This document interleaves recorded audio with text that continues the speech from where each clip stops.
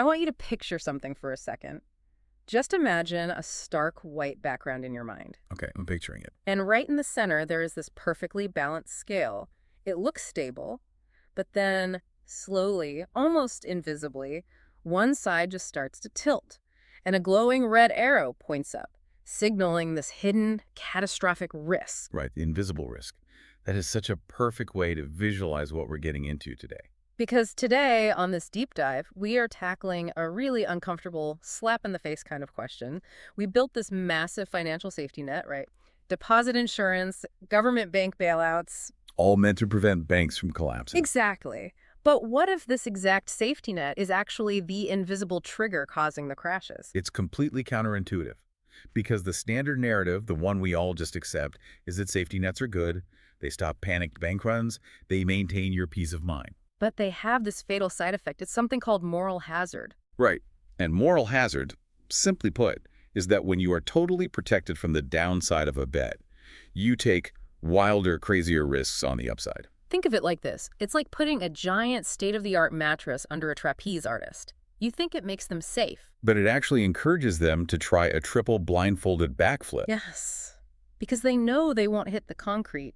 Real financial crises, they don't start when the stock market crashes. They brew quietly on sunny days in boardrooms where banks just feel invincible. And what's fascinating here is that the authors of the research we're looking at today aren't just theorizing about this mattress. They are proving, mathematically, that the mattress itself causes the fall. Which brings us to our mission for this deep dive. We are going to show you exactly how they proved the unprovable. So picture a minimalist silhouette of two scholars against the backdrop of Europe's top research institutions. The code breakers. Exactly. This is a 2012 study from the Review of Financial Studies. It's by Lammertjan from the University of Groningen and Michael Koetter from the Sveriges Riksbank, which is the Swedish central bank. Two heavyweight quantitative researchers. And the data set they used, it's just wild. Well, the setting itself is what makes it so brilliant. They looked at Germany. Right, and you might ask, why Germany? Because Germany is the poster child for institutional stability. It is heavily regulated. It's designed to be boring. So the logic is, if the disease of moral hazard exists in this ultra-stable, boring German system, it exists everywhere. Exactly. But they face a world-class dilemma. Identifying moral hazard is just incredibly hard. Because you can't just look at a failed bank and know why it failed, right? Like, was the banker just unlucky, or did they act recklessly on purpose because they expected a bailout? Yes, economists call it the endogeneity problem, basically the bad luck versus bad behavior problem. Right. So to solve it, they needed a mathematical truth serum. They needed to see what was really going on. And they found it in a secret ledger.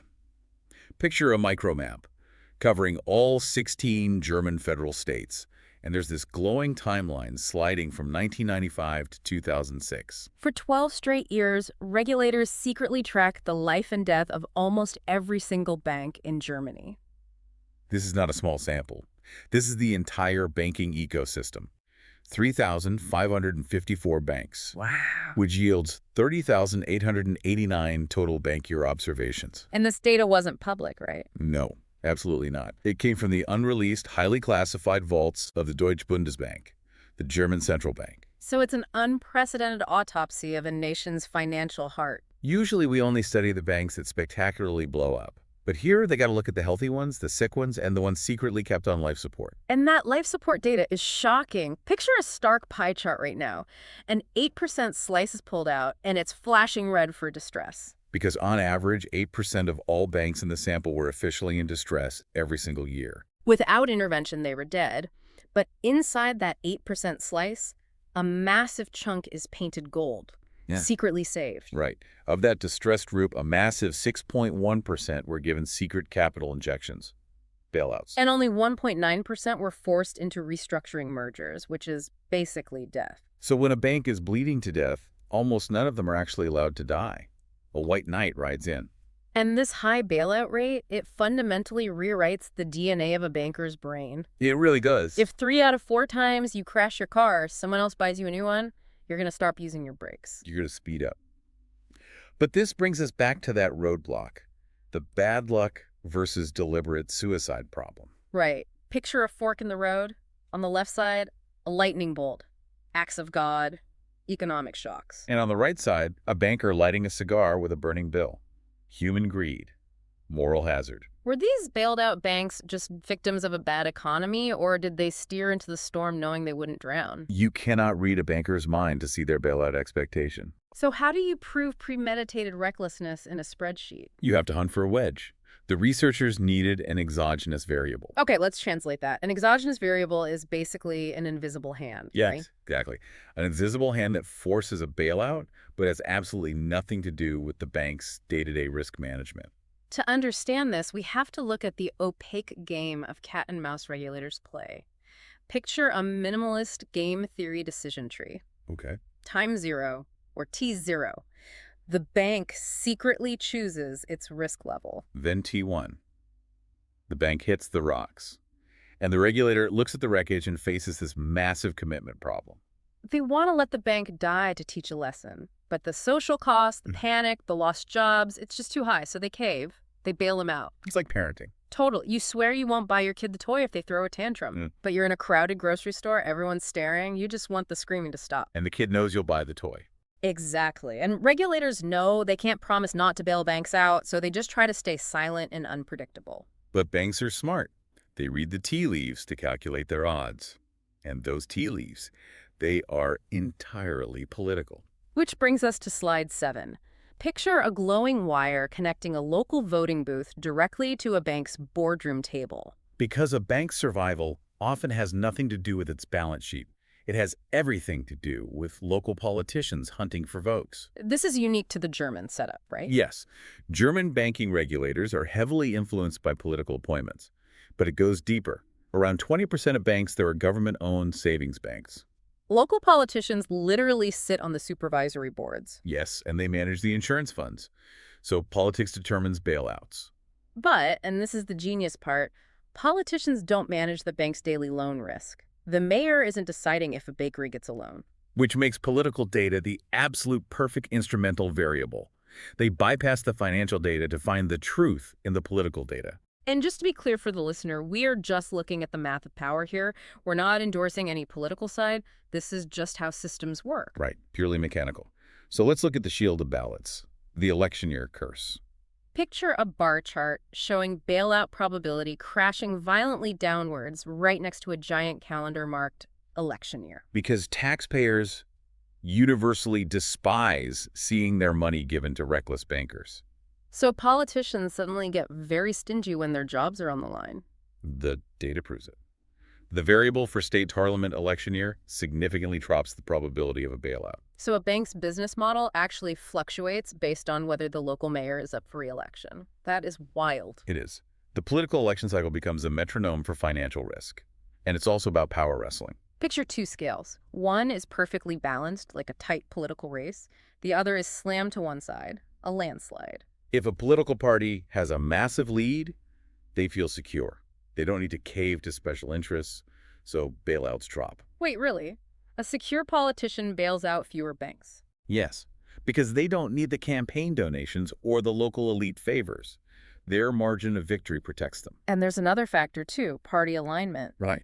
When the state governor and the federal chancellor belong to the exact same political party, bailouts also drop. Because there's less blame shifting. You can't blame the opposition if you run the whole show. Exactly. There's more federal oversight. So every single political move silently recalibrates the bank's internal get-out-of-jail-free calculation. Okay, let's unpack this precision formula. Slide 10.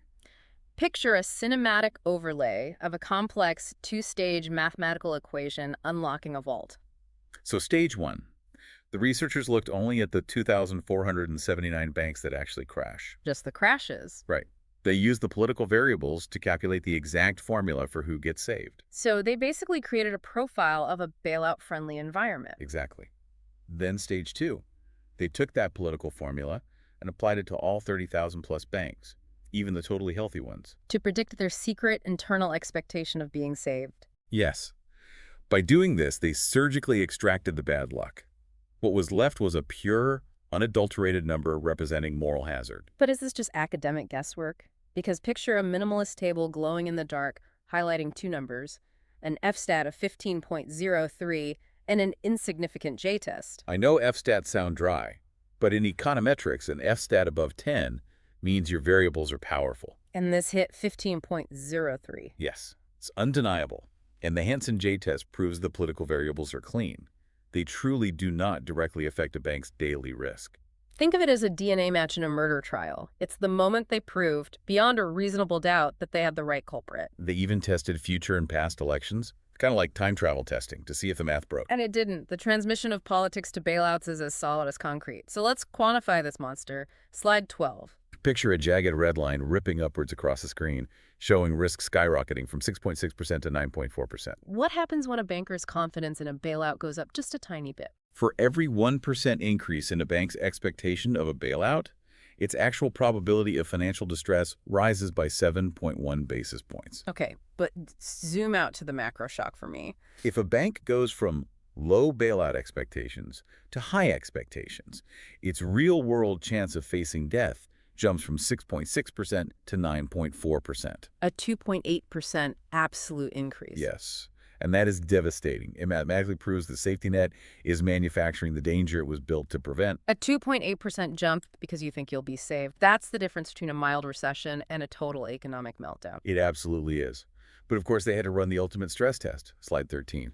Picture a rolling window moving across a timeline with a complex filter blocking out noise. They asked, what if banks have short memories? So they ran rolling windows of 4 and 5 years, assuming banks only remember the most recent political cycle. The moral hazard effect was still violently clear. Wow. And what if healthy banks are just fundamentally different from sick ones? They used propensity score matching to filter out outliers. They only compared healthy banks that looked structurally identical to sick ones, apples to apples. Giving the data nowhere to hide. Exactly. And the conclusion was undeniable. No matter how hard they tortured the data, the greed of expectation always mathematically converted into real-world collapse.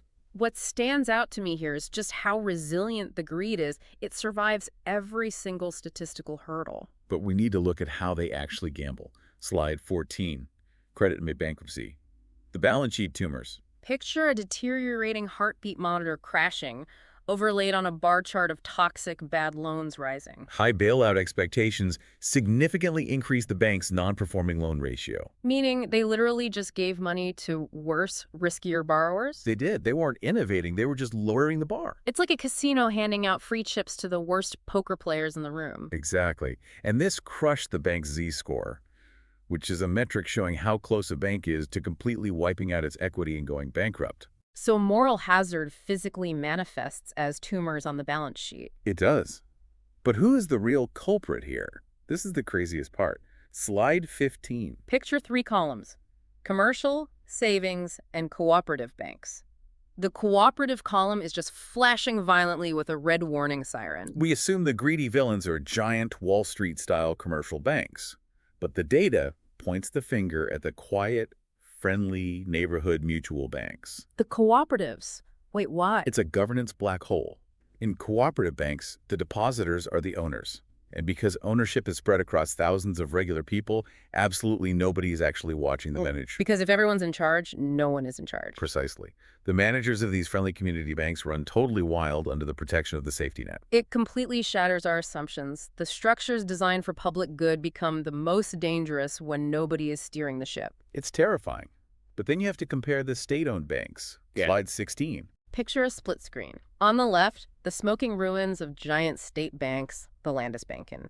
On the right, an untouched, sturdy little local savings bank. The small regional savings banks showed almost zero moral hazard. Why? They're government-backed, too. Because of extreme, strict, local administrative restrictions. The local mayor is literally watching them. They were kept on a tight leash. But the giants... The massive Landesbanken operated globally. They explicitly relied on the too-big-to-fail expectation. They took massive risks and failed spectacularly in the 2007-2008 crash. Right. The lesson is government ownership isn't a death sentence. The size of your get-out-of-jail-free card is. If you are small, the rules apply. If you are a titan, you play by your own rules right off the edge of the cliff. Which brings us to the regulator's backfire. Slide 17. Picture a regulator yelling into a megaphone while the risk curve behind them actually inflates faster. When a bank starts acting reckless, regulators send them an official warning.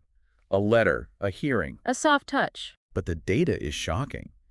The interaction between warnings and bailout expectation is a positive 0.499. Wait, meaning warnings increase moral hazard. Yes, a warning tells the bank, we see you. You are on our radar. So instead of scaring them, it assures them they are important enough to be watched. And therefore, important enough to be saved. It's a fatal miscalculation. A warning letter whispers, you are too important to fail. So what actually works? Slide 18.